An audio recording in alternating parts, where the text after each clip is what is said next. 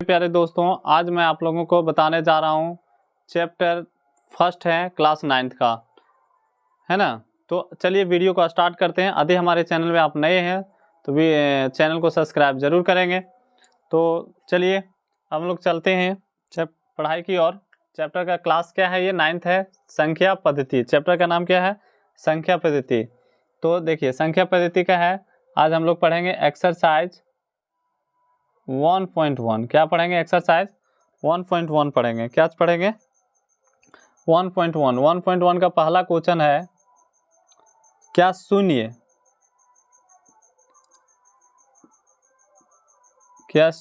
एक परिमेय संख्या है? क्या शून्य एक परिमेय संख्या है? क्या शून्य एक परिमेय संख्या है? क्या इसे आप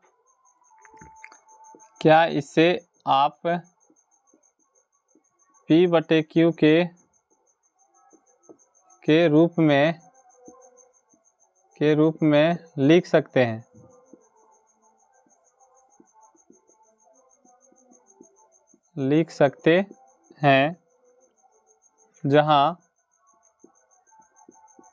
जहां P और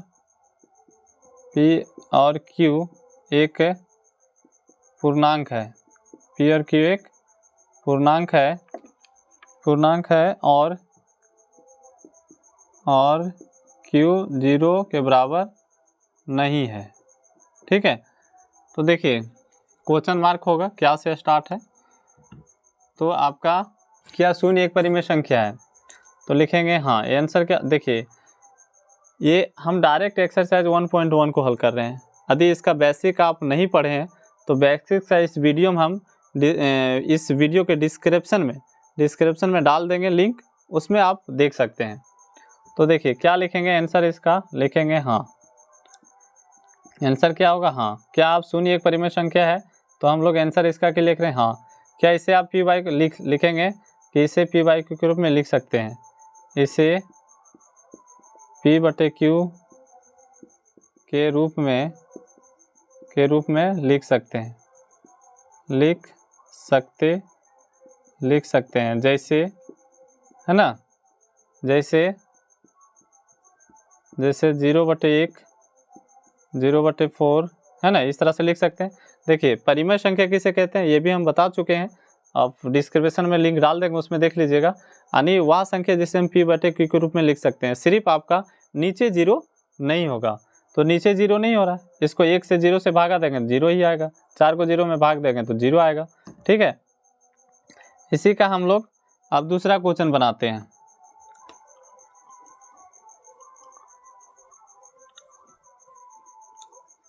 बोर्ड को थोड़ा साफ कर लेते हैं। क्वेश्चन नंबर 2 क्या है? 3 और 4 के बीच में 6 परिमेय संख्या ज्ञात कीजिए। 3 और 4 के बीच 6 परिमेय संख्या ज्ञात कीजिए।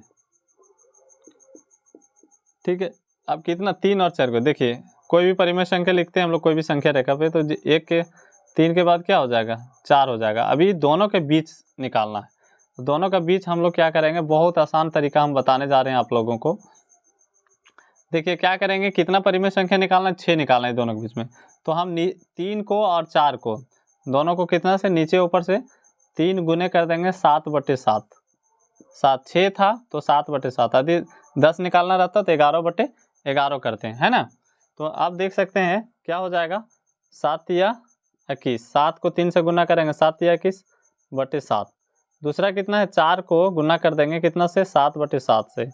तो कितना हो जाएगा? 7 चौका 28, 28/7। अब देखिए 21 और 28 के बीच में जो संख्याएं आ रहा है उसको लिख दीजिए। यानी कि 21/7 छोटा है 28/7। ये दोनों के बीच में जितने संख्या है उसको लिखिए। यानी कि हम लोग लिख सकते हैं 3 और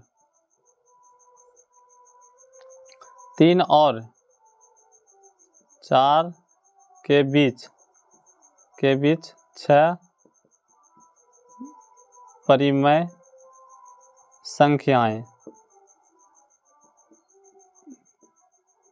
कौन कौन सा हो गया? 21 के बाद क्या आता है? 22, 22/7, 23/7 हो जाएगा, 24/7 हो जाएगा, 25/7 हो जाएगा, 26/7 हो जाएगा, और लास्ट में हो जाएगा 27/7। देखिए 1 2 3 4 5 6 है ना। इस तरह से हमारा दूसरा क्वेश्चन भी बन चुका है। अब क्वेश्चन नंबर हम लोग 3 बनाएंगे।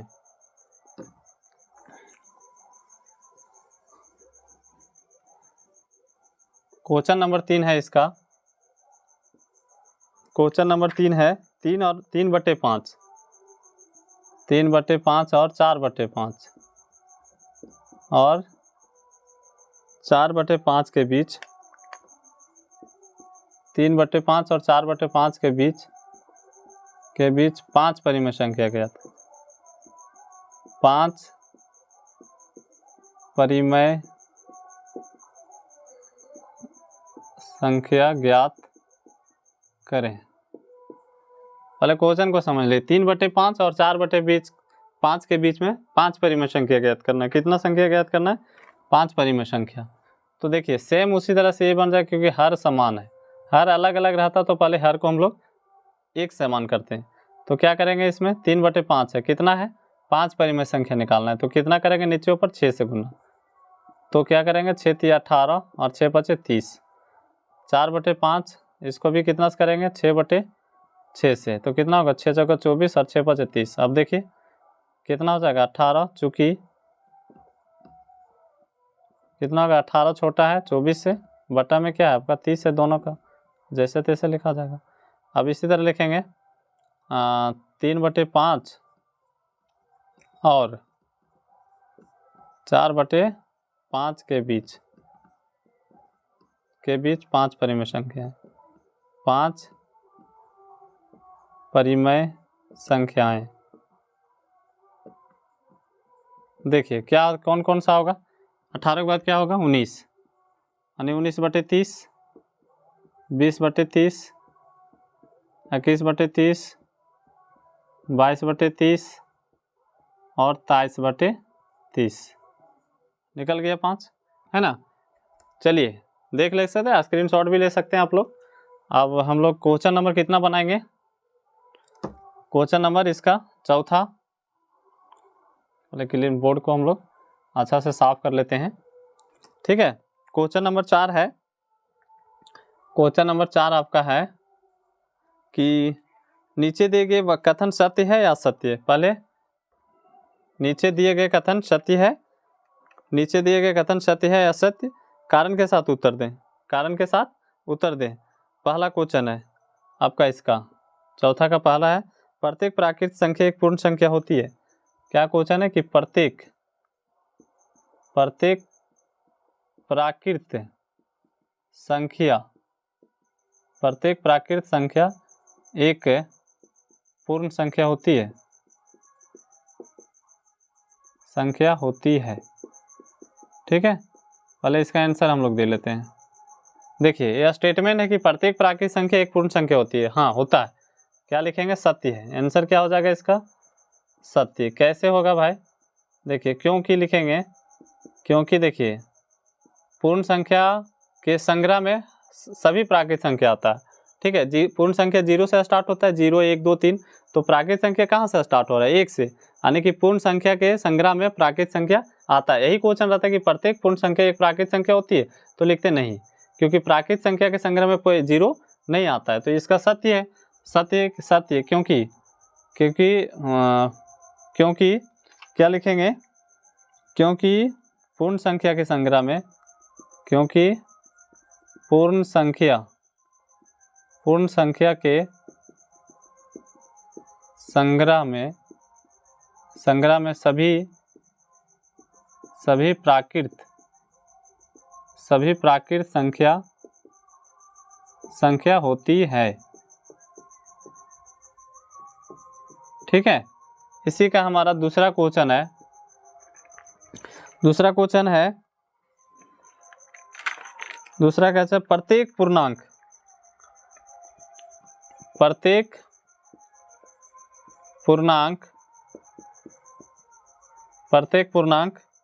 एक पूर्ण संख्या होती है, एक पूर्ण संख्या होती है। ठीक है, तो आंसर क्या लिखेंगे कि प्रत्येक पूर्णांक एक पूर्ण संख्या नहीं होती है।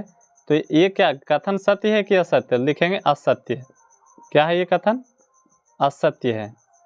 ठीक है, जैसे में हम लोग उदाहरण से समझ सकते हैं कि उदाहरण -2 पूर्णांक है लेकिन पूर्ण संख्या नहीं है। -2 एक पूर्ण संख्या नहीं है, पूर्णांक है लेकिन पूर्ण संख्या नहीं है। उदाहरण असत्य उदाहरण, -2 एक पूर्ण संख्या नहीं है, पूर्ण संख्या नहीं है। ठीक है, इसी का हम लोग तीसरा क्वेश्चन है, कारण के साथ उत्तर देना। प्रत्येक परिमेय संख्या एक पूर्ण संख्या होती है। प्रत्येक परिमेय संख्या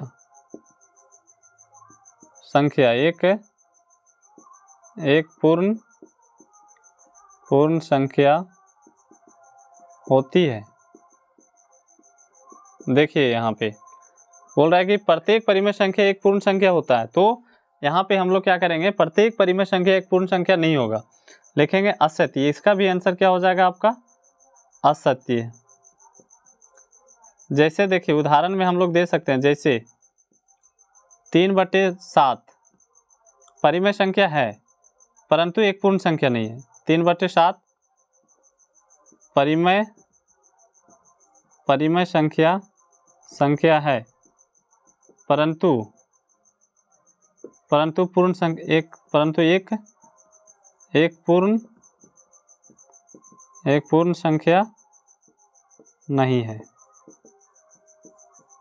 देखिए एक वीडियो हमने बनाया था, इसी पे बेसिक पे बनाया है, उसमें प्राकृत संख्या क्या है, पूर्ण संख्या क्या है, धनात्मक संख्या क्या है, ऋणात्मक संख्या क्या है, ठीक है, परिमेय संख्या क्या है, सभी का परिभाषा और बहुत अच्छे तरीके से मैं उसको समझाया हूँ। तो इस वीडियो के डिस्क्रिप्शन में लिंक दे दूंगा, उसको आप देख लेंगे।